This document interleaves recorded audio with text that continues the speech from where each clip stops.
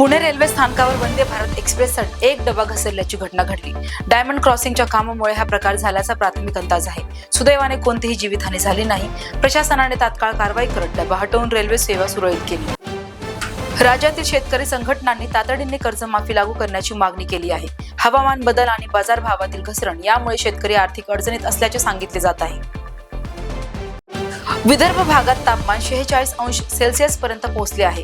नागरिकांना उष्माघाताचा धोका वाढला असून प्रशासनाने सतर्कतेचा इशारा दिला आहे। 30 एप्रिल ते 4 मे दरम्यान पुण्यात बाल पुस्तक महोत्सव होणार आहे। विद्यार्थ्यांसाठी विविध शैक्षणिक आणि मनोरंजक उपक्रमांचे आयोजन करण्यात आले आहे। मुंबईच्या कूपर रुग्णालयात स्ट्रेचरवरून पडल्यामुळे एका महिलेचा मृत्यू झाल्याचा आरोप करण्यात आला आहे। या घटनेनंतर रुग्णालय व्यवस्थेवर टीका होत आहे। पुण्यातील ILS कॉलेज प्रकरणानंतर राज्य सरकारने सर्व कॉलेजांच्या फी वसुलीची चौकशी करण्याचे आदेश दिले आहेत। विद्यार्थ्यांकडून अनधिकृत शुल्क घेतल्यास कठोर कारवाई करण्यात येणार आहे। सराफा बाजारात नफा वसुलीमुळे सोने चांदीचे दर घसरले आहेत। यामुळे गुंतवणूकदार चिंतेत असले तरी ग्राहकांसाठी खरेदीची संधी निर्माण झाली आहे। महाराष्ट्रातील 18 वर्षीय साहिल पारखने दिल्ली कॅपिटल्सकडून IPL मध्ये पदार्पण केले। युवा खेळाडूंना संधी मिळाल्यामुळे क्रिकेट क्षेत्रात उत्साह वाढला आहे।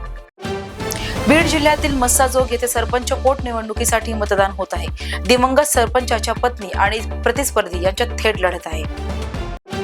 बोरघाट परिसरात 10 किमीमध्ये सर्वाधिक अपघात होत असल्याचे समोर आले आहे। यामुळे वाहन चालकांना सतर्कतेचा इशारा देण्यात आला आहे।